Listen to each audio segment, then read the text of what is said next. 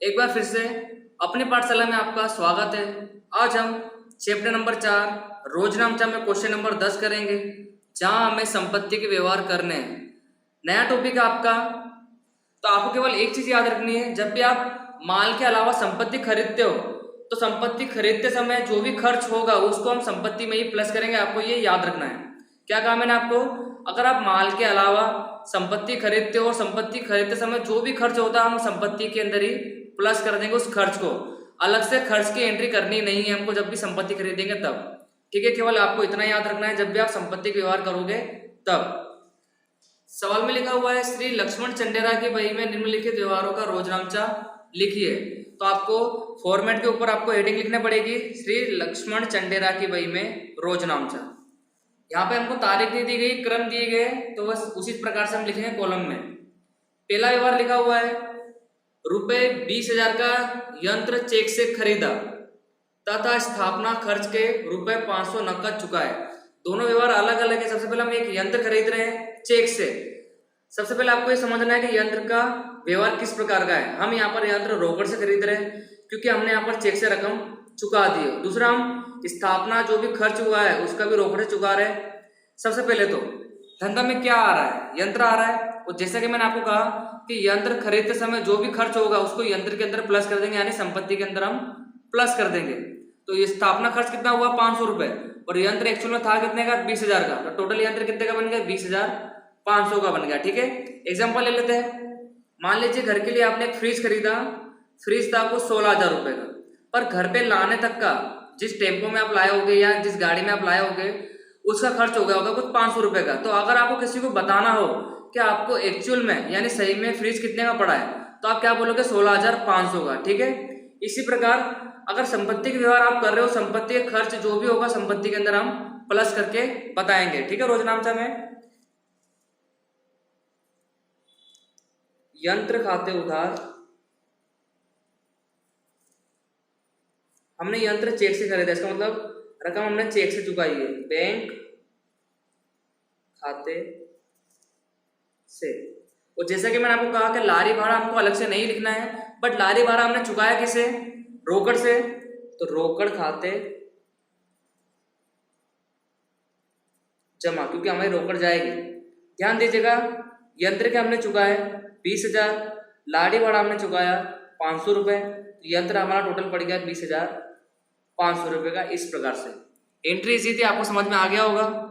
आगे बढ़ते हैं। ठीक है, हम दूसरे नंबर का व्यवहार, रुपए 3,000 का फर्नीचर कावेरी फर्नीचर मार्ट में से खरीदा तथा लारी भाड़ा के रुपए 50 नकद चुकाए। तो आप यहाँ पर देख सकते हो कि जो नकद चुका है वो हमने लारी भाड़ा के चुका है, जबकि जो फर्नीचर हमने खरीदा है वो उधार व्यवहार है, क्योंकि यहाँ पे कृत्रिम व्यक्ति का नाम लिखा हुआ है कावेरी फर्नीचर मार्ट। तो व्यवहार कैसा बन गया? उधार व्यवहार। और जो हम चुका रहे हैं लाड़ी भाड़ा के वो हम फर्नीचर के अंदर ही प्लस कर देंगे, जैसे कि मैंने आपको बताया पहले व्यवहार में। तो दूसरा व्यवहार इजी है, अगर फर्नीचर खरीदेंगे तो फर्नीचर धंधे में आएगा, फर्नीचर खाते उधार। देने वाला कौन है? कावेरी, तो कावेरी फर्नीचर मार्ट खाते से, फर्नीचर मार्ट खाते से व्यक्ति देने वाला है। और लारी भाड़ा हमने नकद चुकाया, नकद का मतलब रोकड़, रोकड़ जाएगी रोकड़ खाते से। सेम टू सेम एंट्री ऊपर वाले की, बस ऊपर हम रोकड़ से खरीद रहे थे, यहाँ पे हमने उधार खरीदा है। फर्नीचर खरीदा हमने 3,000 रुपए का, लाड़ी भाड़ा हमने चुकाया 50 रुपए, टोटल मिलाया कितना हो गया? 3,050। फर्नीचर हमको पड़ा 3,050 रुपए का। इस प्रकार तीसरे नंबर का व्यवहार, महालक्ष्मी मिल्स के 50 शेयर, ध्यान दीजिएगा मोस्ट एमपी है, प्रति शेयर रुपए 100 के भाव से खरीदे और प्रति शेयर 20 पैसा दलाली सहित रकम चेक से चुकाई। इसका मतलब टोटली पूरा व्यवहार कैसा है? रोकड़ से, क्योंकि हमने जो शेयर की रकम है वो भी हमने चुका दी है चेक से। ठीक है, और वैसे भी जो शेयर होते हैं वो उधार नहीं खरीदे जा सकते। ठीक है, वो हमको रोकड़ से ही खरीदने पड़ते हैं, रकम तुरंत चुकाना पड़ती है। 50 शेयर खरीदे, प्रति शेयर यानी एक शेयर का भाव कितना है? 100 रुपए, और हमने यहाँ पे जो दलाली चुकाई है 20 पैसा, उसकी एंट्री अलग से नहीं करनी है। शेयर हमारी संपत्ति होती है विनियोग। ठीक है, विनियोग भी हमारे क्या कहलाती है? संपत्ति। और इसका भी जो एक्स्ट्रा खर्च है हम इसके अंदर प्लस कर देंगे जो दलाली का दिया है। सबसे पहले तो आपको शेयर की रकम निकालनी है यहाँ पे, सिंपल सी एंट्री, अगर आप शेयर में इन्वेस्ट करोगे यानी विनियोग करोगे तो शेयर आपके पास आएंगे, आए तो उधार करते हैं और रकम हमने चेक से चुका दी है, बैंक खाते हम जमा करेंगे। तो एंट्री सबसे पहले लिख लेते हैं हम, शेयर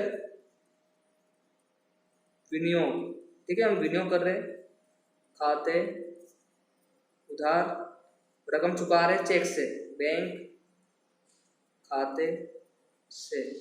आपको मैं यहाँ पे रकम निकालना बता रहा हूं। हमने टोटल 50 शेयर खरीदे और एक शेयर की कीमत कितनी है, 100 रुपए। 100 से गुणा करेंगे तो यहाँ पर आएगा 5000, ठीक है। सिंपल सा 5000 रुपये हमारी शेयर की कीमत आई। जबकि अब हम यहाँ पर प्रति शेयर दलाली की रकम भी चुका रहे हैं। ये तो शेयर की रकम आई 5000, ठीक है, दलाली की रकम हमको अलग से निकालना पड़ेगी। तो प्रति शेयर हमने कितने शेयर खरीदे, 50 शेयर, तो 50 गुणे 20 पैसा, 20 पैसा को आप 20% बोल सकते हो, ठीक है। तो आप करोगे 20%, गुणा करोगे 20 पैसे से तो भी कितना आएगा, वही रकम आएगी। तो जब आप 20% निकालोगे तो यहाँ पे आएगा 10 रुपए। सिंपल, ये आई हमारे शेयर की रकम और ये आई हमारी दलाली की रकम, और दलाली की रकम हमको इसके अंदर प्लस करनी है। तो टोटल रकम कितनी बन गई, 5000 और 10, 5010, 5010। तो आपको ये रकम निकालना आई होगी। हमने 50 शेयर खरीदे थे, एक शेयर की कीमत कितनी थी, 100 रुपए, गुणा करा 5000 रुपए शेयर की कीमत आई। अब हम प्रति शेयर दलाली की चुका रहे हैं, तो हमने टोटल शेयर खरीदे थे 50, उसका 20%, जैसे कि मैंने आपको कहा 20% को 20 पैसा भी बोल सकते हैं। तो हमने गुणा करा 20%, तो आया 10 रुपए। टोटल रकम कितनी हो गई, 5010 रुपए, ठीक है। चौथे नंबर के व्यवहार में लिखा हुआ है, रुपए 5000 के फर्नीचर के बदले में 4000 का माल दिया। हमने 5000 के फर्नीचर के बदले में 4000 का क्या दिया, माल दिया है। तो धंधे में से केवल कितना रकम गई है, 4000, क्योंकि हम 4000 का माल दे रहे हैं ना। जबकि धंधे में आ क्या रहा है, फर्नीचर आ रहा है, तो हम क्या करेंगे, उधार करेंगे। तो एंट्री क्या बनेगी, फर्नीचर खाते उधार, और हम क्या दे रहे हैं, माल दे रहे हैं, बेच नहीं रहे, हमने बेचा नहीं है, ठीक है। हम फर्नीचर के बदले में दे रहे हैं माल। अगर बेच रहे शब्द लिखा होता तो हम बिक्री लिखते हैं, बट हमने फर्नीचर के बदले माल दिया है, तो अन्य प्रकार से माल जा रहा है। अन्य प्रकार से माल जाएगा तो हम क्या लिखते हैं, खरीद खाते। तो टोटल एंट्री बनी, फर्नीचर आ रहा है, फर्नीचर खाते उधार, अन्य प्रकार से माल जा रहा है, खरीद खाते जमा करेंगे, से करेंगे। तो चौथी एंट्री, फर्नीचर खाते उधार, खरीद खाते जमा, ठीक है, इस प्रकार से। और आपको ये ध्यान रखना है धंधे में से कितनी रकम गई, केवल 4000 रुपए। फर्नीचर कितने का आया वो नहीं देखना, धंधे में से क्या जाता है वो देखना है। धंधे में से गए 4000 रुपए, तो 4000 से एंट्री करेंगे, ठीक है। हम आगे पांचवा व्यवहार, रुपए 6000 का पुराना यंत्र रुपए 5000 में बेचा। आप देख सकते हो कि हमारा यंत्र कितने का था, 6000 रुपए का, जबकि हमने उसे बेचा कितने में, केवल 5000 रुपए में। तो आप देख सकते हो हमें यहाँ पर नुकसान हो रहा है, ठीक है। धंधे को नुकसान होगा, उसकी एंट्री तो हमको यहाँ पे करने पड़ेगी। 6000 का फर्नीचर 5000 में बेचा, व्यवहार कैसा है, ये रोकड़। सबसे पहले रोकड़ धंधे में आ रही होगी, रोकड़ खाते उधार, और हमको यहाँ पर नुकसान हुआ है, तो यहाँ पे लिखेंगे यंत्र बिक्री से, यंत्र बिक्री से नुकसान खाते, आपको लिखना पड़ेगा, ठीक है, पूरा यंत्र बिक्री से नुकसान खाते उधार। और हमारे पास से क्या गया, यंत्र गया, यंत्र जाएगा तो हम जमा करेंगे।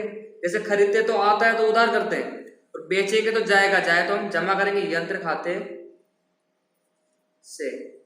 हमारा यंत्र कितने आ गया, 6000 का, मिले कितने, केवल 5000, नुकसान कितने का हुआ, 1000 का। इस प्रकार से इजी एंट्री थी, समझ में आ गई होगी आपको, ठीक है।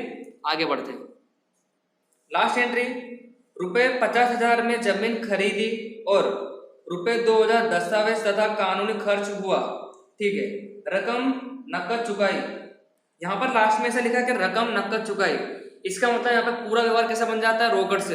अगर ऐसा लिखा होता कि दस्तावेज और कानूनी खर्च का रोकड़ चुका है तो केवल हम खर्च को रोकड़ चुकाते, संपत्ति हमने उधार से खरीदी थी। पर यहाँ पर पूरा व्यवहार कैसा बन गया, रोकड़। इसका मतलब संपत्ति यानी जमीन जो हमने खरीदी है वो भी रोकड़ से खरीदी है। जमीन खरीदेंगे, जमीन धंधे में आएगी, आए तो उधार, जमीन खाते उधार, और रकम नकद चुका दिए तो रोकड़ खाते जमा, और खर्च की रकम इसी के अंदर हम प्लस कर देंगे, ठीक है। तो छठी और लास्ट एंट्री, जमीन खाते उधार रोकड़ खाते से, ठीक है। तो यहाँ पर 50,000 की जमीन थी, 2,000 रुपये हमारा खर्च हो गया, इसका मतलब टोटल जमीन हमको कितनी पड़ी, 52,000 रुपये में।